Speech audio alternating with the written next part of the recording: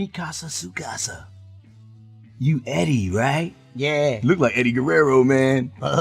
You like to watch wrestling? Yep. Have you ever watched wrestling? On weed? That's the way to see it, man! It's rock!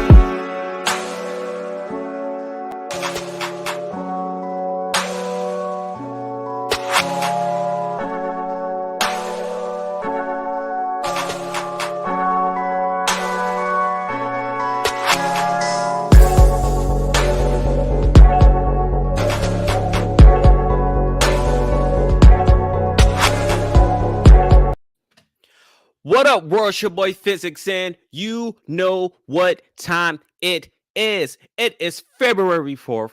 Welcome to the WoW News Joint. We got a lot to talk about. Still having fallout from the Royal Rumble. We're talking about the new match for the Elimination Chamber match. Also, we got some breaking news about a former WWE wrestler showing up to AEW. Who is that? Well, I'll tell you right after this.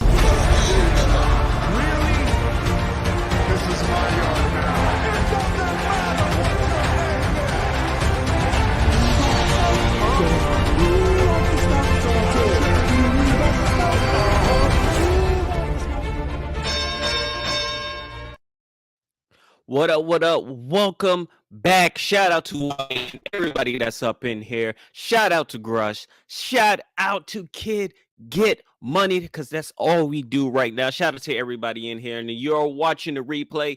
Make sure to get in those comments and tell me what you think about all the news stories that we are talking about today. But let's start off with this rumor that's going around, and that is former WWE superstar Keith Lee is rumored to be heading to AEW. The Limitless Talent himself became a free agent from WWE this past Wednesday, which I mentioned on Wednesday's news joint, as his 90-day non-compete clause expired.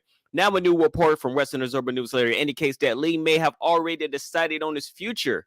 It was noted that Lee has been talked about for a spot in AEW, and he may have already agreed to a contract. Now, like, everybody that's in the chat and those in the comments, let me know what you think of what Keith Lee's role would be inside of AEW. This is the thing, they can't mess him up any worse than WWE. NXT, the man was gold. He had double gold. He was the first to ever do it. And then he got ruined once he went up because they had no idea what they wanted to do with him. They wanted to shave off his beard. Then they wanted him to wear singlets. And then they wanted him to go by Bearcat. Like, they couldn't figure it out. But now he's in AEW. And, you know, I see nothing but big things for him. My thing is, Keith Lee is a once in a lifetime type athlete. As big as the dude is and how he moves is fucking amazing. As a mid carder, he'll be great. Like, him getting a TNT belt is going to be nothing. But he can also be a world champion. He can have the top spot. And my thing is, I feel like I don't know if I trust AEW with it. As far as building any black stars where Keith Lee could possibly be the number one person there, I don't know if I can see Keith Lee jump into and being. I can see him like going for the belt. I mean, we can see a ton of people go for a belt. We've seen Scorpio Sky go for the belt, but he didn't get it. I'm not even sure Jay Lethal can get, the main belt, the heavyweight belt in AEW. Like, I'm not even sure about that. Gruss says, got to see Keith in AEW first. No Bray and no Johnny yet. Yeah, and that's the thing. There's so many people that still can come over. This Karrion Kross is still hanging around. Like, there are so many damn people. And then you see Kid Get Money. We got a bear, and I feel like this is a tiger because, yeah, that man is bear cat. But it, like, yeah, him going straight to the top, as Kid Money said, Keith Lee should go straight to the top. Wishful thinking, and I agree with that. I feel like it's wishful thinking, but like you said, Bray's not there yet. Johnny Gargano's not there, and Johnny Gargano's going to move up. He's definitely going to have a match with Adam Page. That just seems like almost a guarantee because he is Johnny Wrestling. They're already cheering for his name already, and he's not even there yet. So yeah, like, it just seems like he's just stuck in mid. He's going to be stuck in mid card as soon as he gets there. And that's the issue with WWE firing so many people, because AEW wants to take the man to have this roster. It's why they're letting go, all of their fringe wrestlers, all of those wrestlers that brought in a certain demographic, like a Joey Janela, like a Marco Stunt, even a Brian Cage. Because, like, I remember how big Brian Cage was on the indie scene. I know how big Joey Janela is on the indie scene, because every WrestleMania, whenever Joey Janela did his spring break, it was one of the biggest things that happened that week. So they brought all these big names in from the indie scene. And then once they got there, it's kind of hard to go over the elite. It's kind of hard to go over the other WWE stars. Gruss says, Keith be stuck in AEW. Dark with Hobbs. I wouldn't be surprised with that. And that's the unfortunate thing. And that's kind of a thing that Big Swole kind of mentioned when it comes to the development of black wrestlers there, because it already seems like there is a ceiling that most people are not paying attention to. So, hey, I wish that man the best. Like I said, whatever he does is probably going to be a lot better than WWE. I hope he's getting paid a good amount of money. And I hope we see a lot more of them. I mean, I'm pretty sure we're going to see Daniel Bryan versus Keith Lee. That just seems like that's going to be a match that happens. Do I see Keith Lee going over? Possibly. But then again, it's like Daniel Bryan's Daniel Bryan. He can get you over or he can get himself over, but whatever works for the storyline. And we'll see. But Keith Lee to AEW seems like a done deal, and we will move forward with that. So to our next segment, we're still talking about the Royal Rumble. The fallout for this Royal Rumble has been a lot. It sounds like morale in WWE is near an all-time low following Royal Rumble 2022, based on what Pfeiffer heard from several discouraged and disappointed wrestlers up and down the card. There was a lot of frustration with WWE's current direction among these wrestlers. One person said it feels like nothing matters outside of a handful of wrestlers, which is exactly the case. They've already handpicked who the wrestlers are going to be for the rest of the year, and everybody else just knows like there's no brass ring for them to grab. As much as Vince talks about grab the brass ring, there's nothing there when stuff is already preordained. That's the thing when it comes to wrestling. When you have a storyline for a year, you can only do so much. Several wrestlers feel like they are less heard than ever before, and their attempts to communicate with Vince McMahon are either dismissed, ignored, or end up working against them. They have to resort to social media to be heard, which is what we have seen. Because social media talks, social media also means money, and everybody is buying shirts and saying we want this person. Vince has to now push you because guess what? He doesn't want to lose a dollar. And you know who doesn't want to lose one more? Nick Khan. F4W's online Dave Meltzer said Brock Lesnar and Shane McMahon were both pushing for certain changes to men's Royal Rumble match. Brock is the one who got a lot of what he wanted. Shane complained to several people about it and behaved unprofessionally. Multiple people who were at the arena on Saturday noted that McMahon was really self-centered and made things all about himself and his own ideas, according to a report from Wade Keller on PW Torch. It was also said Shane didn't get caught up on what the plans were for the match. McMahon apparently doesn't keep up with the WWE storylines, as it was noted that he didn't know what was happening on TV, which was to build to certain moments in the Rumble, which is what I mentioned on Wednesday.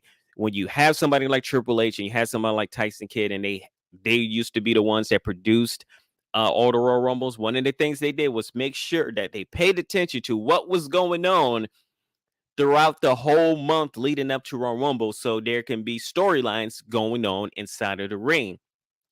Because a lot of times those storylines either lead to the next pay-per-view or they lead all the way to WrestleMania. Shane allegedly pulled the McMahon card with the other men's Royal Rumble match producers and wanted things his way with the idea that he was there to have a big moment in the match. Things reportedly got so bad that there were heated arguments with people who felt like they could push back on Shane's behavior. The situation was described as chaotic by multiple sources, and McMahon's action reportedly caused a lot of stress and strife, distracted people from the task at hand. It was also said that Shane just went way overboard with his actions. There was a plan in place for the men's Royal Rumble, but Shane was reportedly pushing back against the WWE producers who were simply trying to follow through on what Vince told him should be done in the match. Shane had interactions during the men's Royal Rumble with Kevin Owens, Raw Tag Team Champion Otis, Riddle, and others, and it was noted that these exchanges were all his doing, and there are the wrestlers he wanted to be in the ring with looking good against. While Shane had those interactions that made him look strong, it came time to put someone over, and he was willing to put Brock Lesnar over, only the winner. An issue related to Shane's Raw creative is reportedly what put him in a bad place with his father. Shane reportedly had issues with what was planned for Raw and with how he was going to be framed, as he was going to be added to the WWE title Elimination Chamber match, which he is not. I'm pretty sure that's where the Austin Theory spot is. Shane reportedly disagreed with Vince's plans for the Elimination Chamber booking and how he wanted to execute those plans. The plans were laid out to Shane, but he didn't like them, so he reportedly pushed back on those plans that were Vince finally had enough, leading him to cancel all plans with Shane. According to Russell Votes, they stated, hold on, let me pull it up. Oops. Did not have it up. Let's put it all right here. See what everybody's saying about what's going on.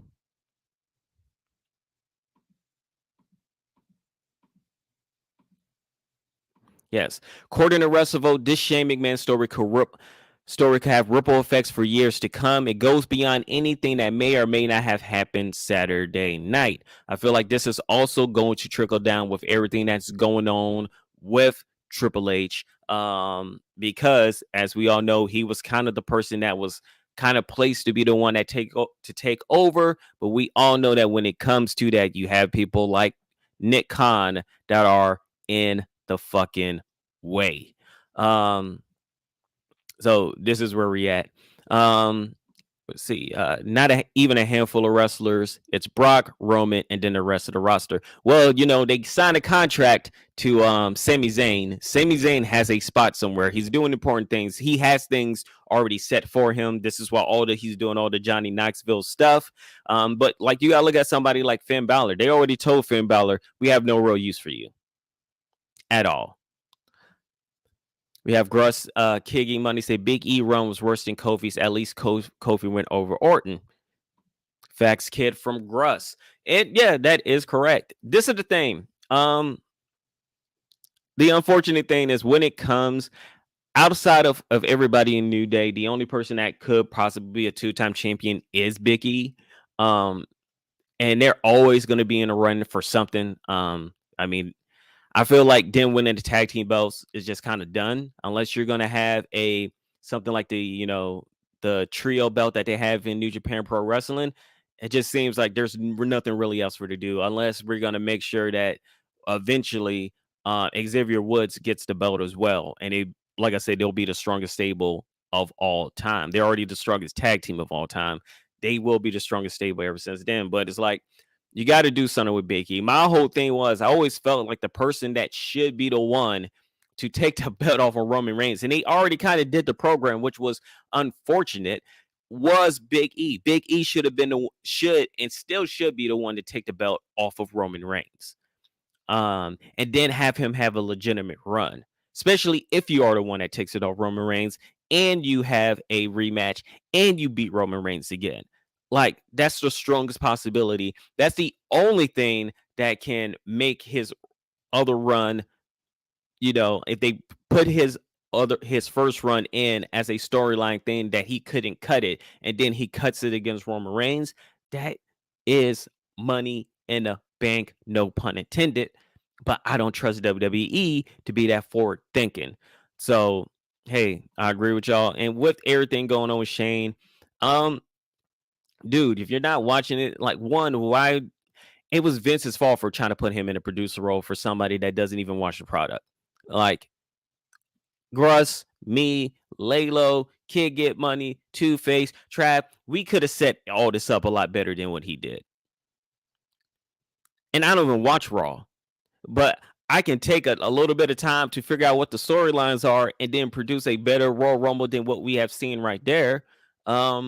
Because everybody is hyped for the Royal Rumble. This is really, like, outside of the spectacle when it comes to what is WWE's best pay-per-view, it is the Royal Rumble. And the fact that they shit the bed so early in the year does not help.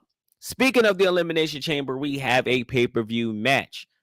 According to a new report from Fightful, Bill Goldberg will return to WWE and challenge Roman Reigns for the Universal Championship at Elimination Chamber 2022. The event taking place on February 19th in Jeddah, Saudi Arabia.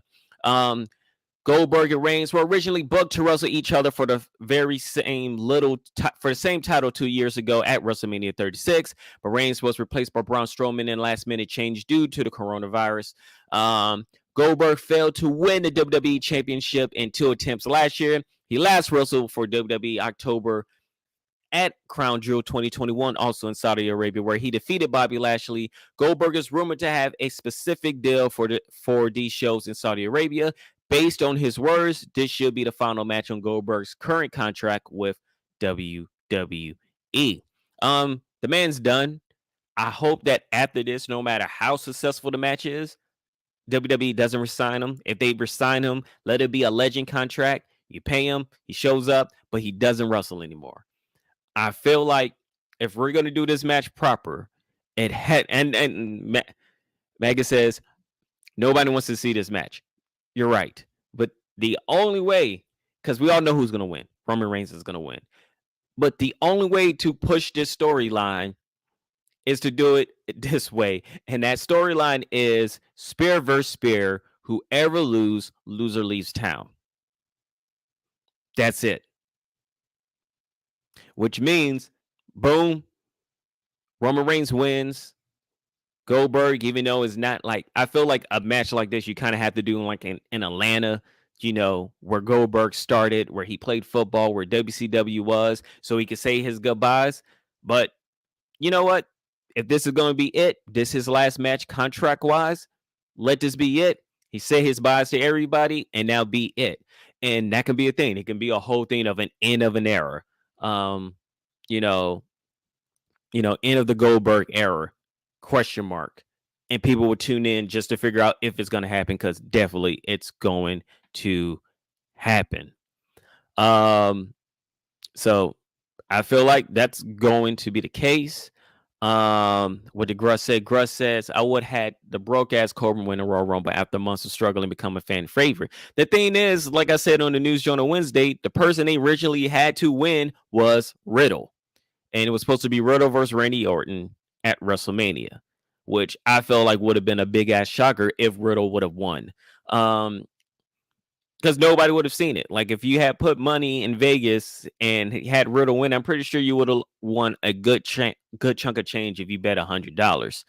Can get money, say, who is going to get the big death-defying stunt at WrestleMania since Shane is gone? Kevin Owens. Kevin Owens has taken that spot over. He is now the man that jumps off of things as well. So Kevin Owens has that spot.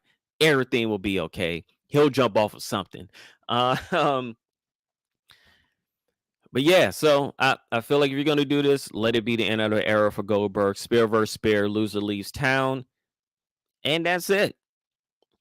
Sticking with the E. As usual, they are making money hand over fist. WWE had released its financial results for the fourth quarter and full year 2021. In 2021, the E reached a significant milestone of over $1 billion in revenue for the first time in the company's history. WWE ended the year with strong performance across each of their business lines that reflected the engagement of a wider audience with distribution on new digital platforms, including Peacock, shout out to the cock, and the returning fans at their live events. WWE has found an increase in viewership with Peacock as the main home for the WWE network in the United States. The company believes they have outperformed on the streaming platform. Viewership for the Money in the Bank from July 2021 was up 25%. SummerSlam viewership from August was up more than 30%. Viewers for Extreme Rules, 20%. Viewers for Crown Jewels, 75%. And viewers for Survivor Series in November was up 25%. Regarding the 2021 events so far, it was noted that WWE Day One was one of the highest viewed events in the history of the Peacock platform. And viewership for last Saturday's WWE Royal Rumble was up 45% from the 2020 Rumble. WWE Chief Brand Officer Stephanie McMahon later noted that the Rumble this year was the most active WWE event on the Peacock app so far. So all of the talk, and this is the thing, when you're doing something that is considered an art and all you want to do is make money, making all those cuts to wrestlers is one of the reasons they passed $1 billion. Even though if you have $1 billion, you can pay these wrestlers. And they know that. They know they still had use for these wrestlers. But Nick Khan is running this like a business. Everything he's doing is money-wise. If you're selling t-shirts, if you're doing all of this stuff, guess what? You're staying. Even if we're not showing you, you're staying, because guess what? You're bringing something to the bottom line. It's no longer about wrestling at WWE. It hasn't been for a long time, but it seems like once Nick Khan came, it truly shifted. It shifted to the point that they want Triple H to have nothing to do with it, because Triple H is going to focus on the wrestling and what are the best ideas for the wrestling. But this is my thing. Your biggest years as far as viewership on TV happened when you cared about the storylines in the wrestling. Now you half-assed the storylines, because this is the thing. Let's talk about the Attitude Era. There are great matches in the Attitude Era, but the Raws were a lot of the Raws were horrible outside of the main people you wanted to watch, because the matches did nothing. There were barely that many great matches for it, but they kind of knew. They were like, just fumbling along until they got to the pay-per-view, and then we're going to turn it on. and show you how great we are as far as the ring. Now it's like we don't even turn it on for the ring when it comes to the pay-per-views outside certain wrestlers. They have a lot of pride about what is going on in the ring. I feel like WWE right now is like, they're just trying their best to figure out how much money they can make the quickest they can and not think about anything else other than that. And if you're not bringing nothing to the bottom line, they're going to get rid of you. And it's a sad state of affairs when it comes to it. And as Gross said, the Attitude Era was more about story than wrestling. Yeah.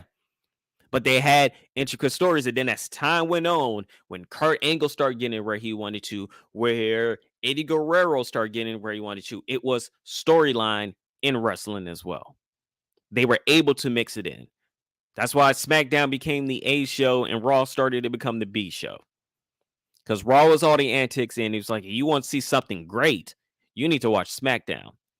And then Raw had to step it up every now and then, where you have matches like Shawn Michaels versus Shelton Benjamin, but it took so long to get to that point. And now where are we? And the thing is, it's like great matches happen every now and then because some people just decide to go off on SmackDown or Raw, but then they do it, and then certain wrestlers that involved in it, we don't even see anymore. One of the greatest hot tags of all time was done by Cesaro, where that man had the whole crowd on their feet. And then they were like, what do we do with him? We can't even use him for the Royal Rumble.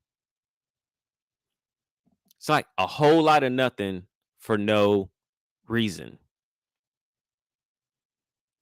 Yep. And Bruce backs me up. The wrestling took over during the Ruthless Aggression era. And it definitely did. And he still had the storylines to go with it because they knew how to do it from the Attitude Era.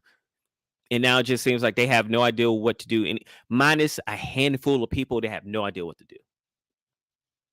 Brock's super entertaining. Roman's super entertaining. The New Day can just do whatever the hell they want to do, and they're really good at it. Everybody else is just like floundering because they don't know what to do. And it's getting sad. And I feel like they're going to be in for a rude awakening. And not rude awakening as far as like what's going on with the wrestling, but rude awakening when it comes to the money. Because they're trying to chase this dragon of now $1 billion because now they finally reached it. And I feel like they're going to fuck up somewhere down the line and they're not going to know how to recover. And I feel like that's going to be the time period where they're going to try their best to bring people in and try to get Triple H back. But I feel like once you're in that case, it's like a little bit too late. And if you want me back, you gotta gravel and beg and show me that you actually gonna give me the reins and not take it from me once everything is good again. Now, let's have some quick news. Talking about viewership, per Showbuzz Daily, Dynamite netted 954,000 viewers for a 0.35 rating point in an 18-49 demo. The show finished third in the demo rating on cable for that night. The demo rating is way down from last week's 0.41, and the viewership also saw a steep drop from last week's 1.1 million. AEW slipped down one spot in the cable record compared to last week's second place finish. The season premiere of South Park was the biggest winner on cable that night, which sucks because that was the night of the big MJF and CM Punk, and not a lot of people watched. But I also feel like having it. I mean, well, TBS had 1 million viewers as well, but nobody was watching. And I mean, people were watching, but not the amount of people they wanted to watch. That is CM Punk's first loss is something they probably wanted for 1 million views. And that is not what happened. I would say this: if CM Punk runs into Chris Jericho, at least Chris Jericho could use this as a part of the storyline that, you come in with this big pop, but even in your matches, you're not a demo god when you're main eventing. I am. So, hey, that's exactly what it is. Gruss says South Park Pajama Party was great. And then like I said, people changed the channel after Brandy showed up on the screen. That is possible. That whole storyline is just so stupid. I don't know what AEW is doing with that. Fightful mentioned that Mustafa Ali was well over a year has well over a year at least left on his WWE contract. WWE recently denied Ali's request to be released for the company, so that man is most likely going to be held hostage for the next year and a half. Gross says the WWE is a balloon that's getting bigger. It will pop, and I feel like yes, that is the case. Maga says it's very frustrating because I love to enjoy wrestling every day of the week, but they're making it extremely difficult for me. All I really enjoy is Wednesday and Friday, and hey, that's most people because I mean what they did with NXT is not everybody's cup of tea, and there was nothing wrong with NXT. Like I said, I feel like the biggest issue is they were trying to make NXT a competitor against AEW, but AEW competitor is WWE. It's not NXT. It never was. Not with the caliber wrestlers that they have. Like I stated, if NXT wanted to be, when Daniel Bryan said he wanted to go down to NXT to wrestle, they should have allowed him to. They put Charlotte there, but Charlotte didn't move no needles. Sasha Banks did. That Sasha Banks versus Io thing took all the ratings away from a main event with Chris Jericho. There were certain stars that they would have put down there. You put Cesaro back down there, Sami Zayn back down there, probably Shinsuke as well. Numbers would have went up. But, they're not smart enough for stuff like that. So this is why we are here. Santino Marella told stories with Briscoe and Bradshaw that his daughter, Bianca Corelli, has signed with WWE and will report to the Performance Center in 2 weeks. So we'll see if the apple falls too far from the snake tree. NJPW announced Windy City Riot, a major event emanating from the Odeum Expo Center, Chicago, on April 16, 2022. Former IWGP Heavyweight Champion Will Ospreay, Jeff Cobb, Nagata, Tomohiro Ishii, Jay White, Finn Juice, Tom Lawler, Jonah, Fred Rosser, and Brody King are there to be for the star-studded lineup. And as of yesterday, Jon Moxley added his name to the lineup by calling out Okada. The New Japan Pro Wrestling expansion into the USA is not done, and they're trying to make this one of their biggest nights ever. Now, let's get to what's going on in the world of wrestling tonight. The post Royal Rumble. So what's going on tonight? We have WWE has announced that Ronda Rousey will appear on SmackDown for the first time ever tonight. The Women's Royal Rumble winner is set to announce her WrestleMania 38 opponent, believed to be SmackDown Women's Champion Charlotte Flair. Of course, it's Charlotte. While not confirmed by WWE, Paul Heyman has announced that he will reveal all during tonight's show. Heyman is set to explain why he helped the Universal Champion Roman Reigns attack Brock Lesnar at the Royal Rumble, and Reigns expected to react to Lesnar picking him to be his WrestleMania 38 opponent. Lesnar is not advertised to be there tonight. The arena has 2 big matches advertised for the night, which could be dark matches if they happen. The Paycon Center has McIntyre versus Reigns for the title listed. That's most likely going to be a dark match. Plus Rousey and Sasha Banks versus Flair and Natalya. I'm guaranteed that's definitely going to be a dark match. WWE has not announced any other matches or segments for the night, but Royal Rumble follow-ups are expected on the returning Drew McIntyre to Sami Zayn versus Johnny Knoxville feud and others. Gross says, we tried to tell Layla that Charlotte wasn't great. He didn't listen. Charlotte's a good wrestler. She's just not a needle mover. She's not who everybody thinks she is. Becky Lynch moves needles. Sasha Banks moves needles. Like as being highly entertaining and charismatic, even as a heel, she's at the bottom of the 4 horsemen +1, and that +1 is Bianca Belair. Everybody else kind of, exceeds above her, and then also when it comes to wrestling, a lot of them are way better. WWE Dark, does that come on YouTube? Nope, that comes on being a paid ticket buyer. Because only people see those dark matches, and that's when they get to act silly and not do really anything.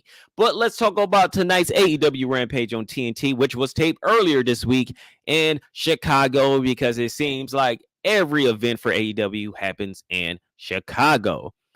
Tonight, we have Adam Cole versus Evil Uno, Thunder Rosa versus Mercedes Martinez, AEW TNT champion Sammy Guevara defending against Isaiah Cassidy and the FTW champion Ricky Starks defend against Jay Lethal in the main event. I would not be surprised if Jay Lethal takes that belt off of this man.